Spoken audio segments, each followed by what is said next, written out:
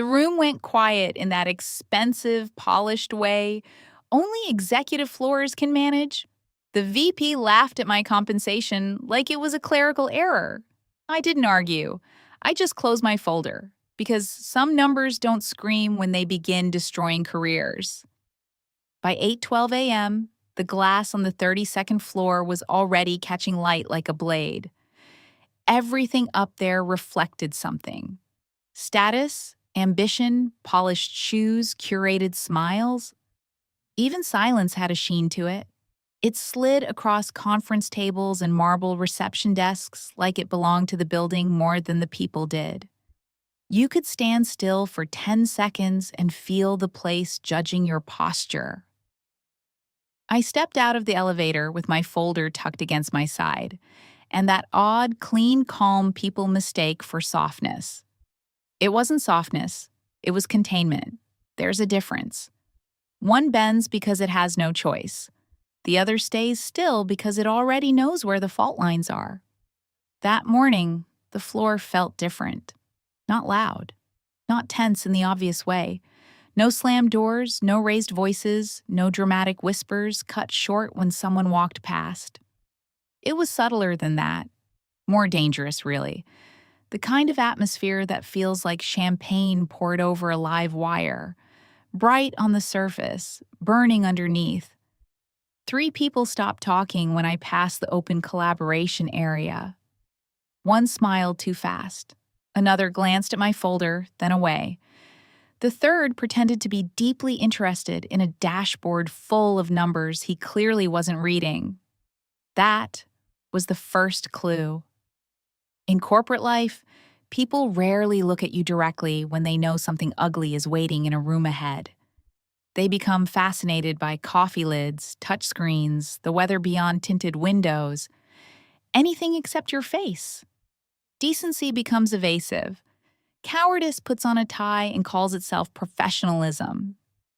I reached my desk, set the folder down, and opened my laptop. 17 unread emails, 3 flagged, 1 meeting update, and 1 subject line that landed with all the charm of a knife laid gently on linen. Compensation review, alignment, 8:30 a.m. No greeting, no context, no attempt to make the invitation sound human, just alignment. That word had become the perfume of bad decisions in the company. Every messy thing arrived dressed in it. Alignment meant budget cuts with a smile. Alignment meant someone had already decided the outcome, and the meeting was just there to decorate it with process. I clicked the invite, Executive Conference Room B. Attendees, VP Operations, Senior HR Business Partner, Finance Liaison, 2 directors who never attended meetings unless something needed a witness. Interesting. Very interesting. My coffee sat untouched beside my keyboard. Dark, hot, and suddenly irrelevant. Across from me, Lena from compliance lifted her eyes over the top of her monitor. She was good at minding her own business in a way that suggested she knew everybody else's. "They moved it upstairs?" she asked quietly. I nodded. She leaned back a fraction. "That's never theater for nothing." "No," I said, slipping a pen into the folder. "Usually it's theater for someone?" Her mouth almost smiled. Almost. That was another thing about our floor. We had all learned the value of almost agreement, almost concern, almost warning. Full honesty was expensive, and not many people could afford it with mortgages, school fees, aging parents, or a title they'd bled too much to earn. So people dealt in fragments, a glance, a pause, a sentence cut half an inch short of the truth. Sometimes that was enough. Sometimes it was the only mercy available. At 8:27, I stood, straightened the sleeve of my blazer, and picked up the folder. It wasn't thick. That mattered.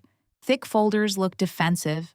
They suggest panic, over-preparation, desperation to prove something. Mine was slim, precise, almost elegant. A few pages, tabbed, clean margins. the contractual equivalent of a locked door with a velvet handle. I didn't carry paper because I was old-fashioned. I carried it because digital systems could be edited by people who smiled while doing it. The walk to Executive Conference Room B took less than a minute, but it felt longer. Long enough to register the details. Long enough to feel the building inhale. The receptionist outside the executive wing gave me a sympathetic look. So fast, she probably hoped I hadn't seen it. I had. The door was open. Inside, the room looked exactly how high-level discomfort always looks.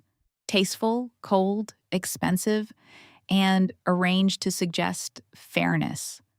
A long walnut table, carafes of water no one would drink, screens glowing with presentation templates, leather chairs soft enough to make cruelty feel upholstered.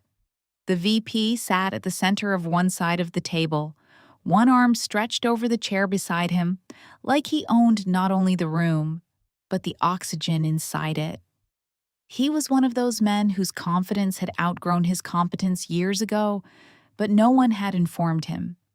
Handsome in the aggressively maintained way, silver at the temples, watch face flashing each time he moved his wrist, as if even time itself had been instructed to respect him. To his right sat Marianne from HR, spine straight, expression neutral, pen aligned with her notebook. She had perfected that dangerous corporate face that says, "I am not the decision, merely its courier," while quietly enjoying the authority of both. Next to her was a finance liaison I knew only slightly. A careful man named Elliot, who looked as though he had not slept well and resented the fact. Across from them sat two directors with blank expressions and open laptops. Witnesses, then, just as I'd thought. No one smiled when I walked in. That saved us all some time. "Have a seat," the VP said. Not "good morning," not "thanks for joining," just the verbal equivalent of pointing at a mark on the floor. I sat, placed the folder in front of me, and folded my hands lightly over it. The VP glanced at the folder, then at me, and something in his mouth shifted. Amusement, maybe. Or the assumption that paper meant panic. Men like him often mistook composure for underestimation. It made the first 20 minutes easier. Marianne opened with the usual preamble: performance, organizational consistency, market correction, compensation harmonization, a bouquet of sterile phrases arranged over a financial weapon. I listened without interrupting. Not because I agreed, because interruption is a gift in rooms like that. It lets people call you emotional before they've shown their cards. It gives them tempo. It gives them narrative. I prefer to let arrogance complete its own sentence.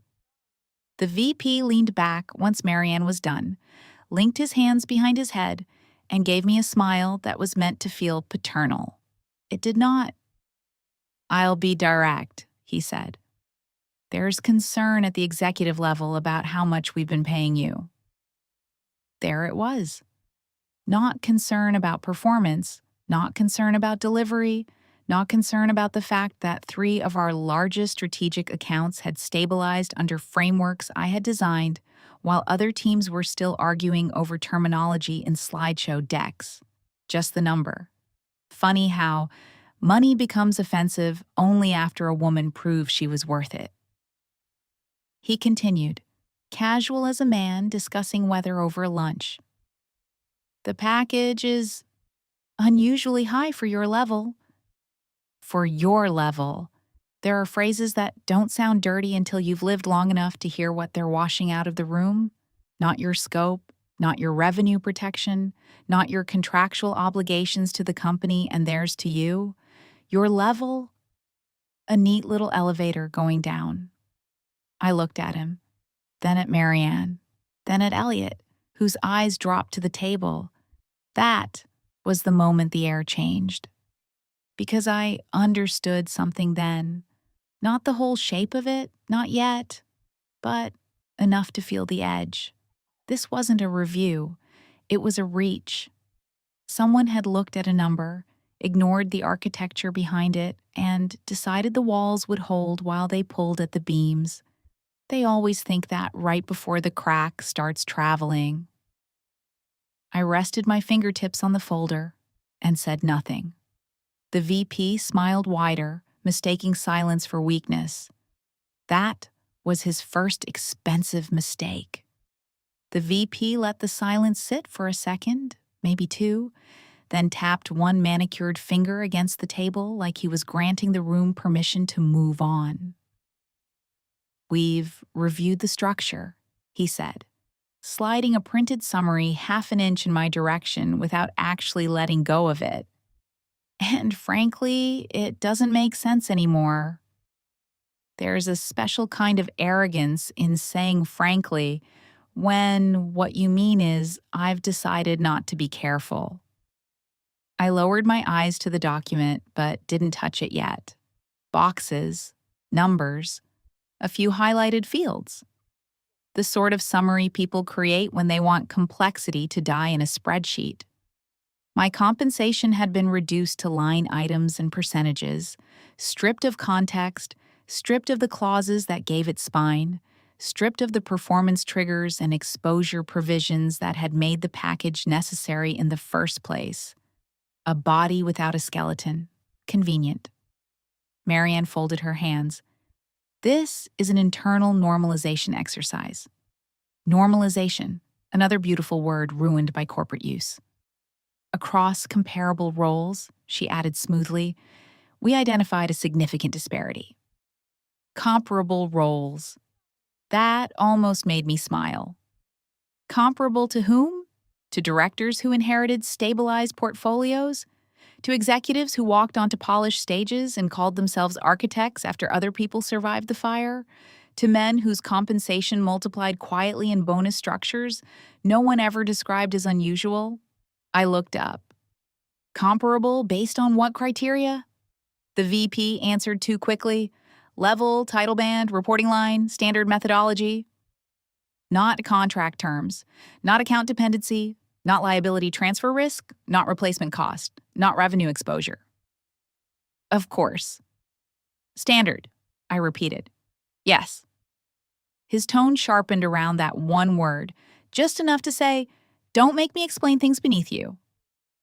I finally took the paper from his hand and read it properly. The numbers were aggressive. Not just a trim, not a recalibration, a dismantling, base reduction, variable adjustment, retention language removed, special provisions under review.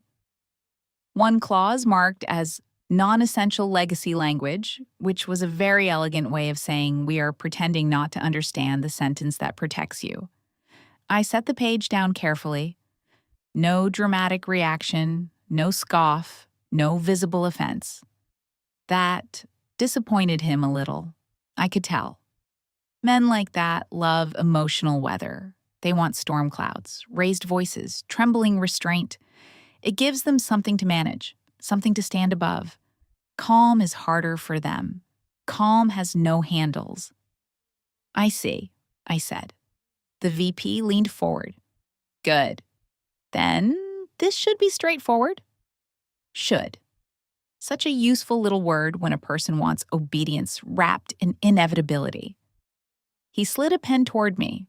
The pen stopped beside my folder with a soft click of something rehearsed. Elliot from finance inhaled, then thought better of whatever was trying to become a sentence in his throat. I looked at the pen, then at the paper, then at him. "This isn't an acknowledgement copy," I said. "No," Marianne replied. "It's a revised compensation acceptance."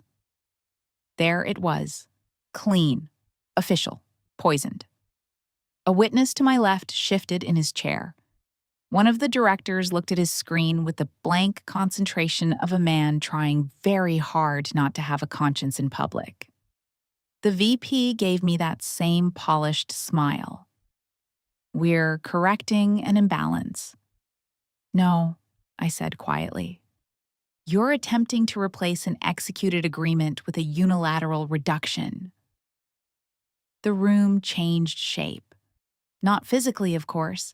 Same glass, same table, same expensive water no one touched. But the center of gravity moved. You could feel it, like a chandelier in an old building swaying half an inch before anyone admits the floor moved. The VP's smile thinned. Marianne's pen stopped. Elliot looked up. I kept my voice even. Those aren't the same thing. The VP sat back in his chair, slow and theatrical, like patience itself had requested a camera angle. You're overcomplicating this. No, I said. I'm reading it. That landed, very softly, but it landed. One of the directors coughed into his fist. Marianne reached for the summary, then decided against it. Elliot was now staring at the page in front of me with the expression of a man who had just remembered where a staircase ends. The VP clasped his hands. Let me save us some time. The company is not obligated to maintain extraordinary terms indefinitely when business conditions change. Now, that was interesting. Not because it was true, because it told me exactly what he had not done. He hadn't read the operative language, or worse, he had read it and assumed I hadn't. That kind of mistake comes from altitude. Too many floors above consequence, too many years of assistance, buffers, pre-briefs, and people softening reality before it reaches your chair. At some point, authority starts confusing itself with immunity. I opened my folder. That was the first sound in the room that felt honest all morning. A simple paper slide, a tab lifting. One clipped page turned over. Small sounds. But in rooms like that, small sounds can feel like a lock, disengaging. I took out a copy of the executed agreement and placed it on the table between us. Not shoved, not flashed, placed. The VP's eyes flicked down. Marianne's posture tightened by a fraction. Elliot actually leaned forward. There it was again. That subtle shift, that microscopic corporate tremor, when language stops being decorative and starts becoming structural. I touched one paragraph with the tip of my finger. This provision, I said, ties compensation protections to portfolio continuity risk, client dependency concentration, and transition exposure in the event of executive interference, departmental restructuring, or reassignment attempts that affect commercial delivery. No one moved. I went on. It also explicitly states those protections survive internal leadership changes unless modified by mutual written agreement with consideration. Still nothing. Then Elliot blinked, once, hard. I knew that look. Finance people only blink like that when a sentence has started costing money. The VP didn't look at Elliot. He kept his eyes on me, which told me he either hadn't noticed or didn't want anyone else to. That language was inserted under prior leadership, he said. Yes, I replied, as part of a very different operating environment. Yes. And circumstances have changed. I folded my hands over the open folder and held his gaze. The contract hasn't. That was the moment the room stopped pretending to be neutral. Marianne finally spoke, but her voice had lost its earlier silk. We believe there is interpretive flexibility here. Interpretive flexibility. I almost admired it. A beautiful phrase, expensive, fragrant, completely useless against black-letter language. You can believe that, I said. Belief is very portable. Enforcement tends to be less imaginative. The director to my left looked down so fast it was practically a flinch. The VP's jaw shifted. Only once. But enough. There are tiny facial movements that matter more than shouting. A lip tightening, a cheek going still, a gaze holding 1 second too long. In corporate rooms, that's where the truth leaks out first. Not in speeches, in muscle memory. He was angry now. Not because I was wrong. Because I was calm while being right. Let's be absolutely clear, he said, voice lower, flatter. The company will not be held hostage by outdated drafting choices. Hostage. There it was. That lazy little escalation people use when they need morality to cover bad math. I tilted my head slightly. Then, don't breach it. No one wrote that down, but everyone heard it. Elliot reached for the copy in front of me. May I? I slid it toward him. He read in silence. Not performative silence, real silence, the kind with weight, the kind that doesn't look dramatic from the outside but feels catastrophic if you're the person who made the wrong assumption 5 minutes ago. Marianne watched him. The VP watched me, and I watched the room realize that what had been scheduled as a compensation correction was quietly becoming something much harder to contain. Because once finance starts reading the original language, the meeting is no longer political. It becomes arithmetic. And arithmetic is colder than ego. Elliot turned one page, then another. His mouth tightened. That was all. Just that. But it was enough to make the air feel thinner. The VP noticed it too. I saw it in the way his fingers stopped moving. He turned to Elliot. Well? Elliot did not answer immediately. He kept reading for another second, maybe two, then placed the agreement down with extraordinary care, as if sudden motion might somehow make the clause more expensive. When he finally spoke, his voice was controlled. Too controlled. I think, he said, we may need to review the downstream exposure before any action is finalized. May need. Downstream exposure. Finance speak for someone may have just kicked a vault door thinking it was decorative wood. The VP's eyes narrowed. Marianne uncapped her pen again, though she didn't write. And I closed my folder. Slowly, carefully, because the most dangerous moment in a room like that is not when people argue. It's when they stop. That was when I knew this wasn't over. Not even close. And judging by the look that passed between HR and finance, someone else in the building was about to learn exactly how expensive "why did we pay her so much" could become. If you've ever watched someone in power confuse a contract with a suggestion, this story is for you. Subscribe and stay with me, because the most dangerous people in a room are not always the loudest ones. Sometimes they're the ones quietly closing a folder while everyone else is still talking. And if you've ever seen arrogance walk straight into its own paperwork, tell me in the comments. At what moment did the VP realize this wasn't about salary anymore? I left Executive Conference Room B at 9:06 a.m. with the same folder in my hands and a very different building around me. Nothing visible had changed. That was the interesting part. The reception desk still gleamed like a luxury showroom. Assistants still moved through the corridor with tablets and polished urgency. Somewhere down the hall, someone laughed too loudly at something unfunny, which in corporate environments usually means a senior person has entered the vicinity. Coffee still steamed from ceramic cups stamped with the company logo, as if branding could make bitterness feel intentional. And yet, the floor no longer felt stable. Not because anyone was running, because no one was.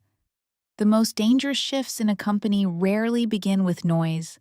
They begin with stillness, with held doors, with unreadable faces, with people suddenly becoming precise around one another, as though every sentence has developed a legal department. I walked back toward my desk and felt eyes move, then disappear.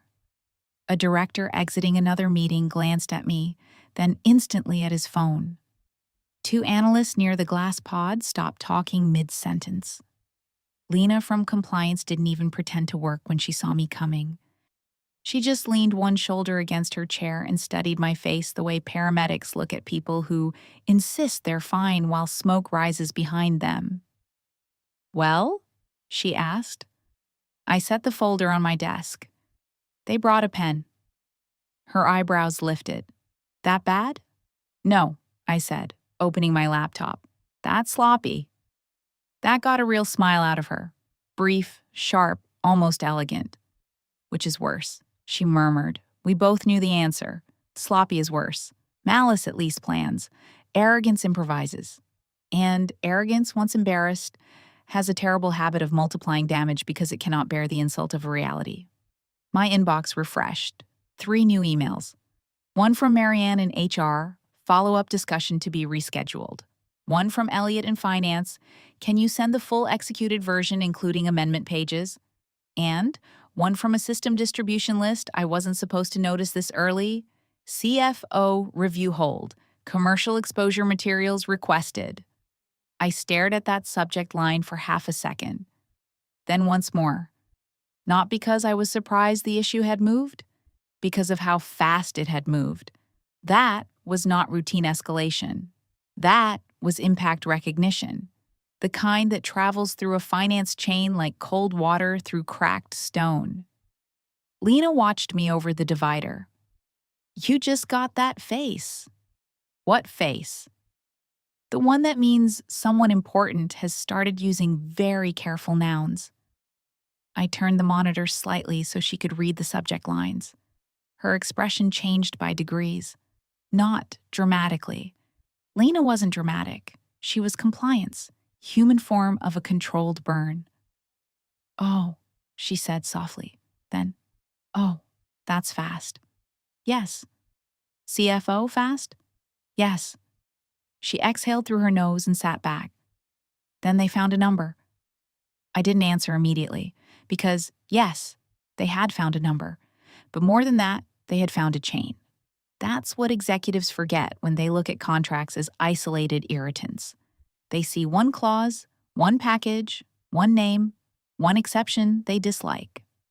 Finance sees dependencies, exposure layers, revenue concentration, trigger events, client rights, internal approvals, insurance language, audit trails. All the little bones hidden inside the velvet body of a business. And once those bones start showing, the room gets colder. I forwarded Elliot the executed agreement, the amendment pages, and the side letter with the portfolio continuity provision intact. No commentary, no defensive summary, no dramatic, as discussed, just documents. The cleanest revenge in corporate life is often administrative. At 9:24, my phone buzzed. Private extension. I let it ring once before answering. This is she. A pause. Then Elliot's voice, lower than before, controlled, almost careful enough to sound respectful. I received the documents. I assumed you would. Another pause. Paper moving in the background. A door closing somewhere near him. There's language here, he said, that wasn't included in the summary deck. That was one way to describe it. There's a lot of language here, I replied, that wasn't included in the summary deck. He ignored that, sensibly. Was legal copied on the amendment at execution? Yes. Internal or external? Both. Silence. That one landed exactly where I intended it to. Not as a threat, just as architecture. Some buildings stand because people remember who signed the beams. I see, he said. People say I see in business the way sailors probably used to say stormline, not panic, recognition. He lowered his voice further. Off the record, did anyone discuss this package with you before today? No. So there was no negotiation attempt? No. Just presentation of a revised acceptance. Yes. Another silence. Heavier this time. You can hear calculation over the phone if you know the sound. It doesn't click or hum. It thins, becomes exact, like someone quietly rearranging disaster into columns. Finally, he said, understood. And then, after the briefest hesitation, you may be contacted by the CFO's office? Not might, may, Passive voice, polished shoes, same old company. But the message under it was clear enough. The matter had crossed a threshold. After the call ended, I sat very still. Outside the window, the city looked metallic under the late morning light. Sun against glass, glass against steel, steel against clouds that hadn't decided whether they wanted to become weather. Cars moved in neat lines far below, ant-like and obedient. From that height, everything looked controlled. That's the trick of height. It flatters the illusion of order. Inside, the office had entered that strange mid-morning hush where everyone appears busy. But productivity has quietly given way to information traffic.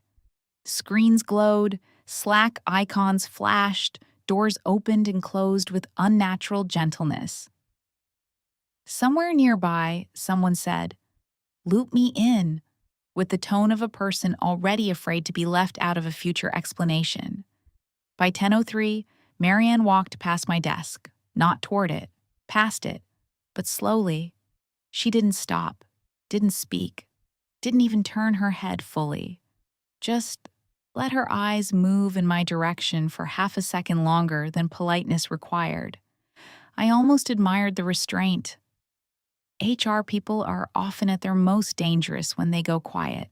That silence is rarely empty. It's inventory, narrative management, containment strategy. She was already thinking 3 meetings ahead.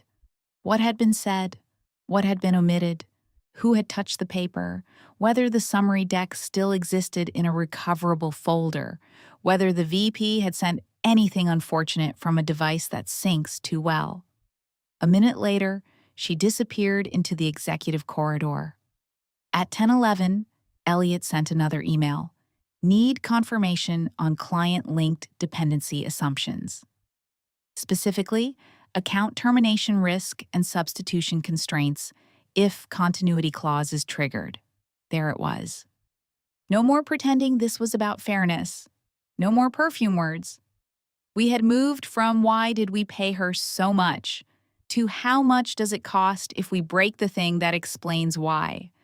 That is a brutal transition for arrogant people. One minute, they're rearranging someone else's value like furniture. The next, finance is asking how many walls collapse if they move the wrong chair. I drafted a reply and kept it clinically brief. As documented in the executed agreement and account-side transition schedules, unilateral interference with role continuity creates review rights, delay rights, and, in 2 cases, discretionary reallocation rights. Revenue concentration exposure is outlined in Appendix C Send. 30 seconds later, my calendar changed. Not a request, not a tentative hold, a direct update. 11 a.m., CFO office/commercial exposure review. No room for interpretation. No VP, no Marianne, no decorative committee of witnesses, just the kind of meeting that happens when numbers have finally stopped being theoretical. Lena leaned around the divider again. "You're smiling." "I am not." "You are a little." I closed the calendar invite. "That's not a smile." "What is it?" I picked up the folder. "The sound a trap makes," I said, "when the floor gives way under the wrong shoe." For the first time that morning, Lena laughed out loud. Not because it was funny, because she knew I was right. And somewhere 3 floors above us, behind tinted glass and careful titles, someone was learning that contracts do not become smaller just because a VP reads them with bigger confidence. At 10:57 a.m., the hallway outside the CFO's office was so quiet it felt curated. Not ordinary office quiet. Not people working quiet.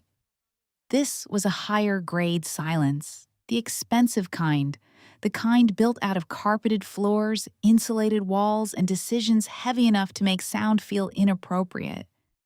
Even the lighting seemed more disciplined up there, softer, cooler, as if brightness itself had been instructed not to overreact. I stood for a moment outside the glass panel with my folder in one hand and my phone face down in the other. No messages. Interesting. In buildings like ours, when a problem starts spreading faster than protocol, two things happen almost immediately. People either become very loud or very careful. The absence of messages meant the second kind had won.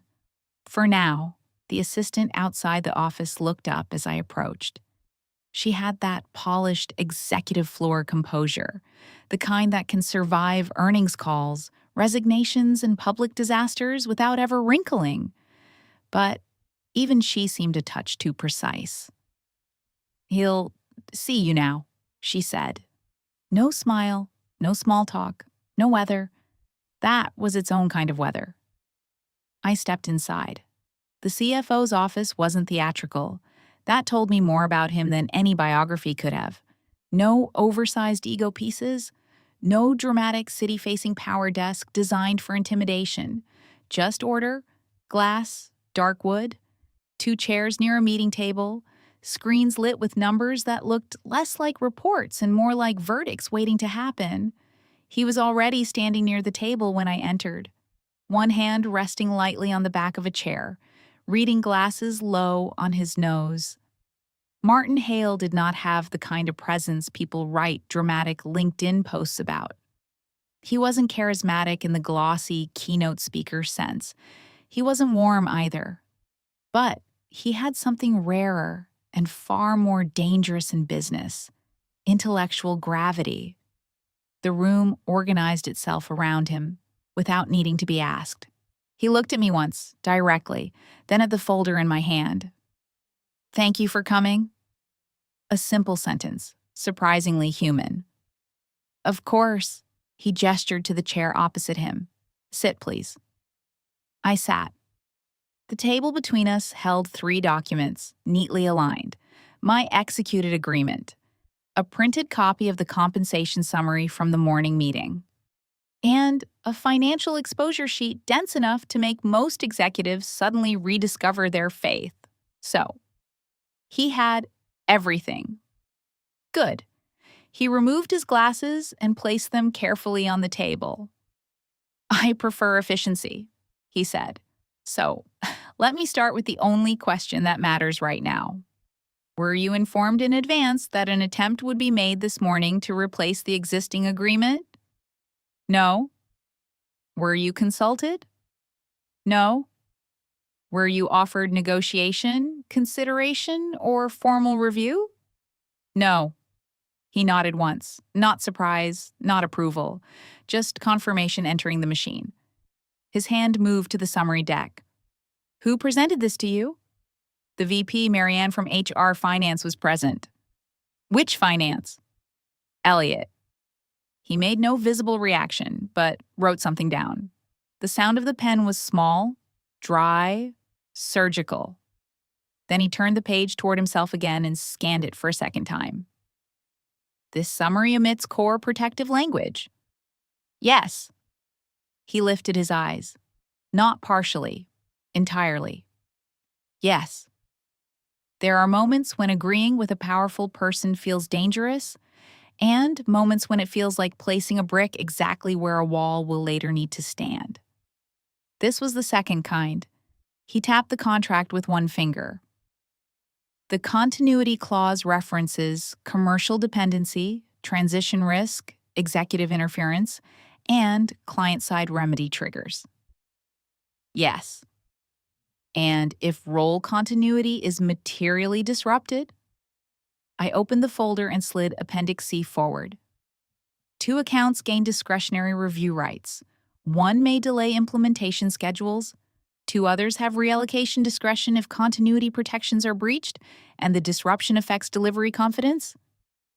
He read in silence. Real silence. No performance, no executive humming, no fake listening face. Just concentrated stillness, the kind that makes every sentence feel suddenly measurable. Finally, he leaned back. "How many people," he asked, "do you believe understood that this morning?" That was an excellent question. I folded my hands lightly over the folder.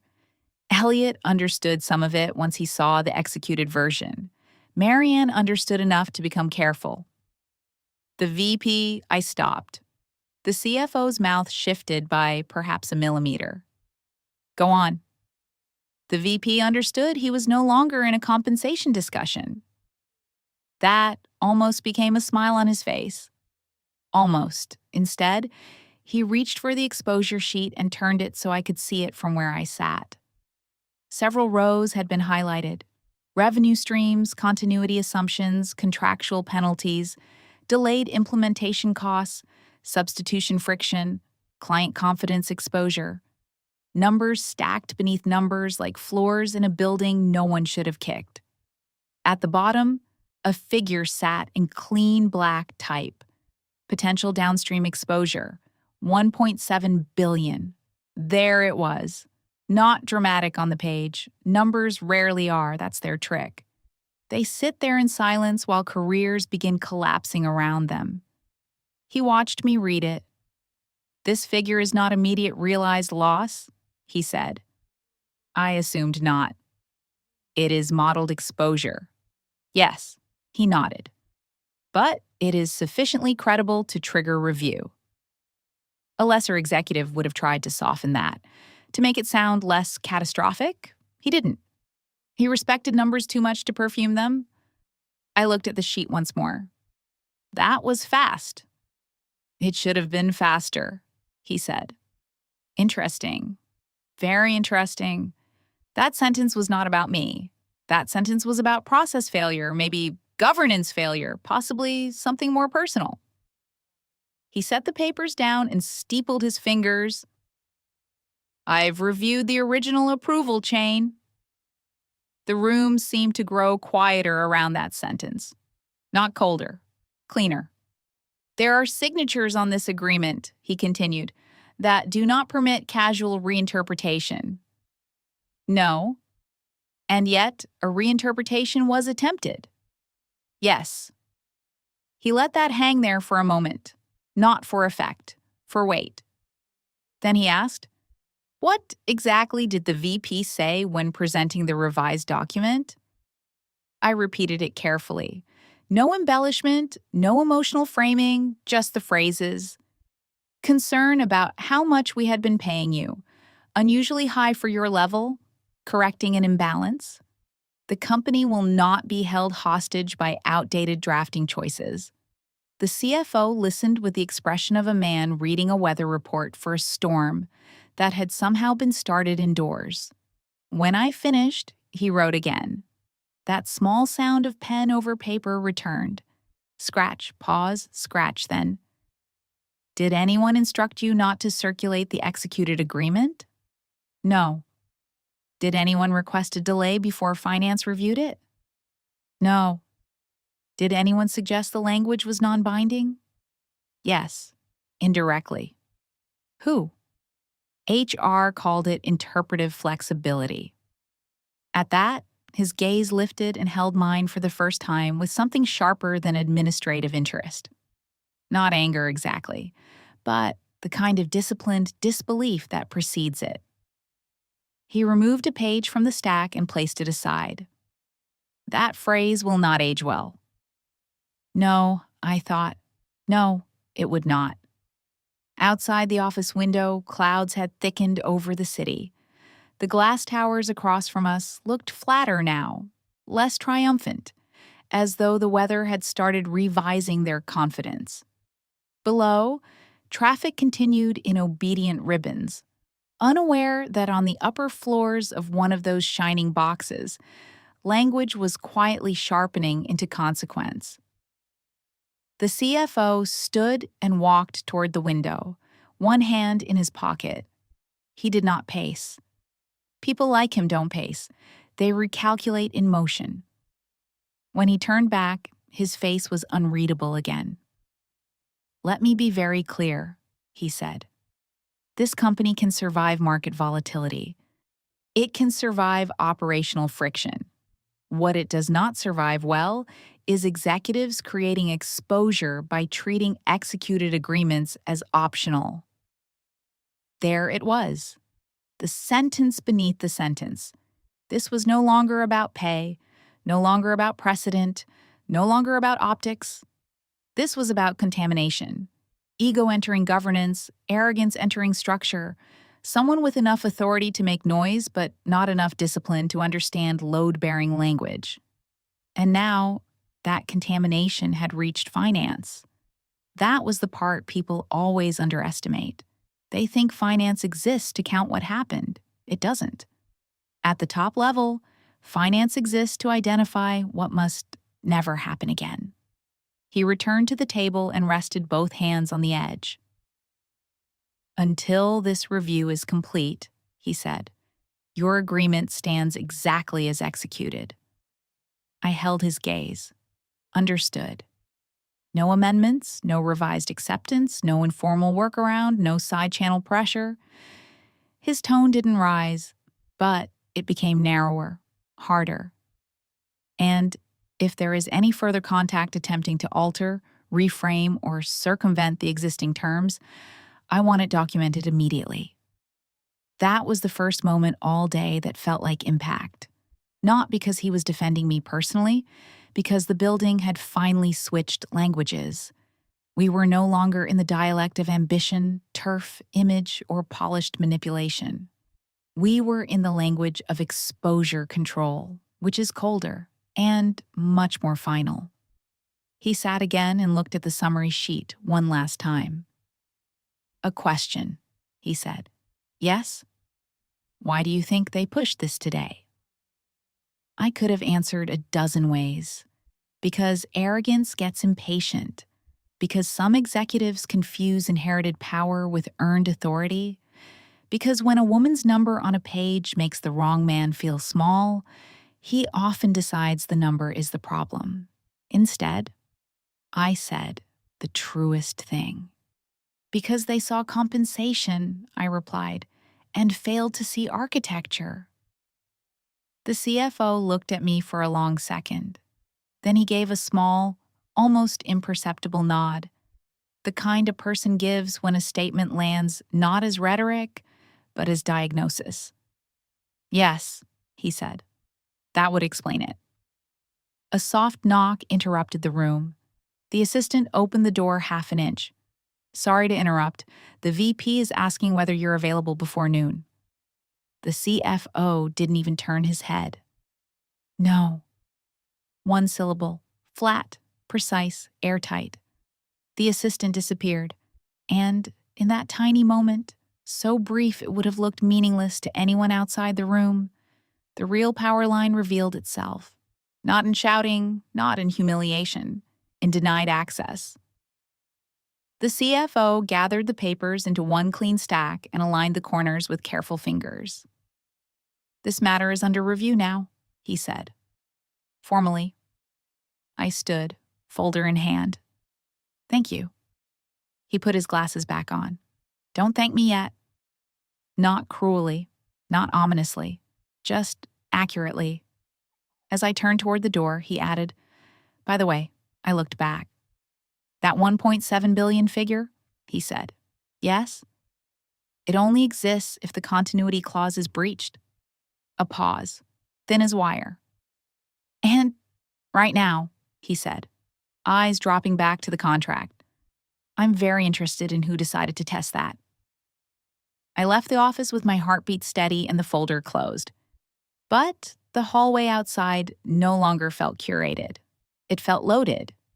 Because somewhere behind me, on a desk of dark wood under disciplined light, 3 simple things now sat side by side.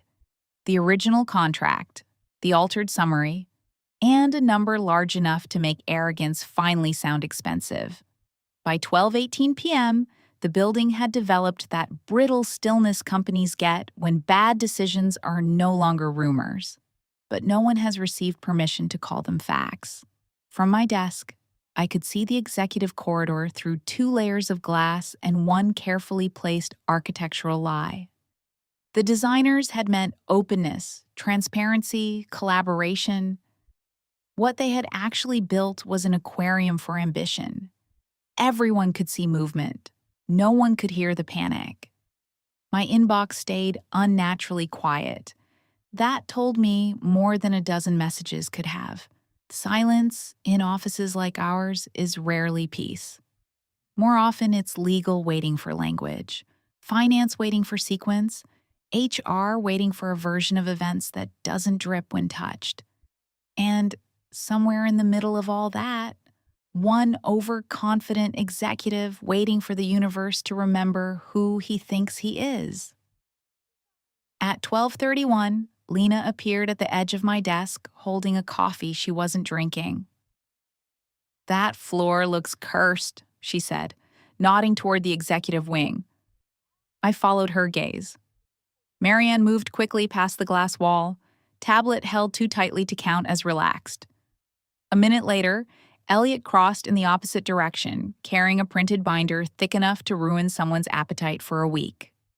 Then, one of the directors from the morning meeting slipped into a conference room and closed the door with such exaggerated gentleness, it practically confessed guilt on the handle.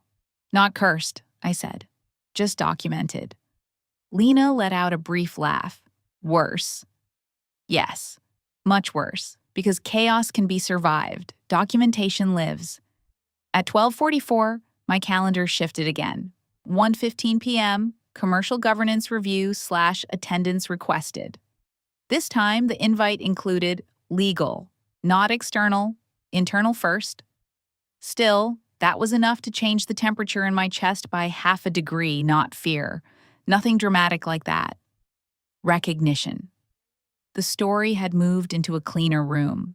By 1:12, I was walking back upstairs with the folder under my arm and the odd sense that the building itself was listening. Carpets softened footsteps. Elevator doors opened without a sound. Even the digital signage near the boardrooms seemed too bright, too neutral, like cheerful lies projected onto expensive walls. The conference room for the governance review was smaller than the earlier one. Less theatrical, no giant screen glowing with preloaded templates, no curated witness chairs, just a rectangular table, 4 seats occupied, one waiting for me. The CFO was already there. So was Marianne. So was internal legal, a woman named Rebecca who had the calm face of someone who had spent a career listening to executives describe entirely avoidable disasters as miscommunications. The VP arrived last. Of course he did. But he didn't enter like a man in command anymore. He entered like a man trying very hard to remain recognizable to himself. His tie had been loosened, though not enough to count as disordered. His expression was disciplined, but too deliberate. His usual swagger had been refined into something narrower now, more brittle. Confidence under audit. He looked at me once, briefly. No smile. Good. The CFO didn't waste a second. "We're here," he said, "to establish the sequence of decisions that led to this morning's attempted contract replacement, the omission of controlling language from the review materials, and the resulting commercial exposure assessment." No greeting, no preamble, no oxygen for vanity, just a clean blade laid flat on the table. The VP folded his hands. "I think the phrase commercial exposure assessment is overstating." "No," said Rebecca from legal without raising her voice. "It's naming." That ended that. Beautifully. I sat down and placed my folder on the table, but didn't open it. I didn't need to. Not yet. The room already had the documents. That was the point now. This phase wasn't about evidence existing. It was about responsibility choosing a face. The CFO turned to the VP. "Did you authorize the summary deck used this morning?" A pause. "Yes." "Did you review the executed agreement in full before doing so?" Another pause. Longer this time. "I reviewed the relevant portions." Rebecca made a note, not dramatic, just ink moving across paper. But in that room, it sounded louder than self-defense. The CFO's face didn't change. Which portions? The compensation structure, title alignment, and legacy provisions. Legacy provisions. There it was again. That elegant little burial phrase men use when they want binding language to sound like decorative wallpaper. Rebecca looked up. The continuity clause is not legacy language. It is active commercial protection tied to client-side remedies and executive interference scenarios. The VP shifted in his chair. That clause was drafted in a different operational context. The CFO answered this time. The contract remained executed in the current one. Another note from Rebecca. Another small, fatal sound. Marianne sat very still. Too still. I had seen that posture before. HR in preservation mode. Not rescue mode. Preservation. She was no longer trying to win anything. She was trying to survive proximity. The CFO turned slightly toward her. Why was the controlling language omitted from the summary? Marianne chose her words the way people choose shoes for ice. Carefully. Too carefully. The intent was to streamline the discussion around compensation normalization parameters. Rebecca didn't even blink. By excluding enforceable constraints? Marianne inhaled. It was not my intention to misrepresent the agreement. Not my intention. Another classic. Intent is such a popular refuge among people caught standing next to consequences. The CFO let the silence settle. Then, he asked the question that mattered. Whose intention was it to proceed without legal review? No one answered at first. The room grew so still that the faint hum of the air systems started sounding accusatory. Then, the VP spoke. I made the decision to move the discussion forward. There it was. Not quite a confession. More expensive than that. A decision standing alone in proper lighting. Rebecca leaned back slightly, fingers interlaced. To be clear, you initiated an attempt to replace an executed agreement containing commercial continuity protections without prior legal review, using a summary that omitted those protections. The VP's jaw moved. That characterization is selective. The CFO looked at him for one measured second. No, it's operational. And just like that, the room stopped pretending there were multiple versions of reality available. Outside, clouds had thickened over the city until the glass towers across from us looked almost liquid, silver and blurred at the edges. The skyline had lost its morning arrogance. Everything seemed flatter now, humbled, as if even the weather understood when performance had ended. Rebecca opened the agreement and turned to the marked page. This clause, she said, was designed specifically to prevent exactly this type of informal executive override. It is explicit, durable, and connected to measurable downstream exposure.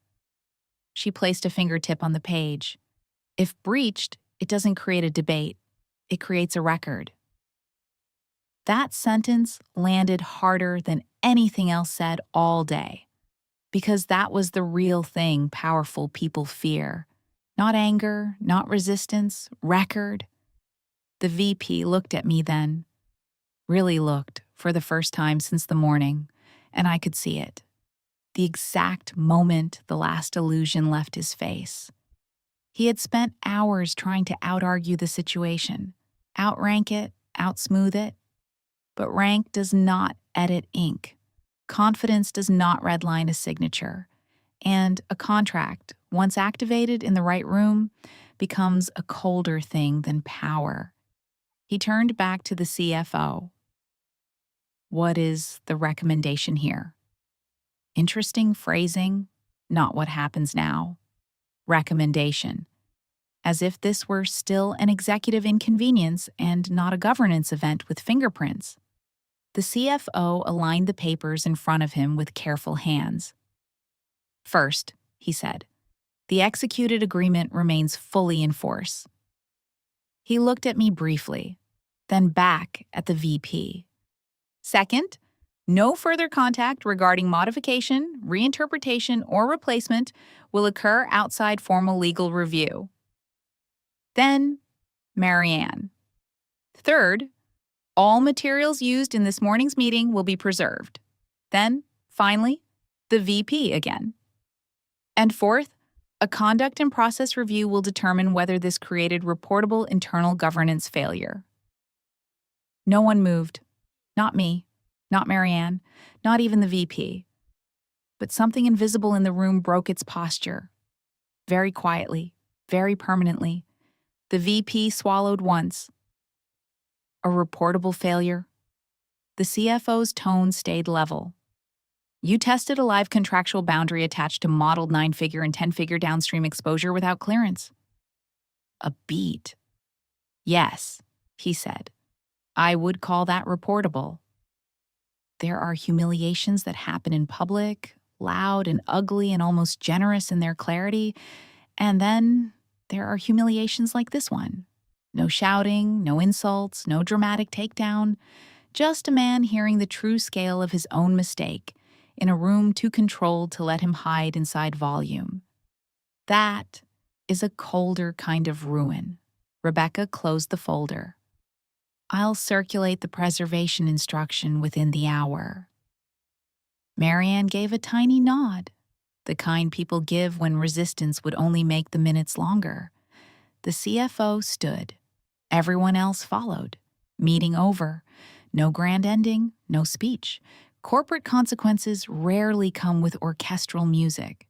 They arrive as follow-up actions, preserved documents, restricted pathways, and a sudden drop in how often certain people say your name aloud.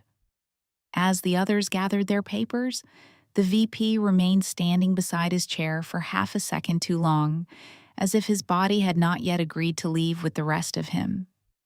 He looked at me one final time. There was no apology in his face, no grace.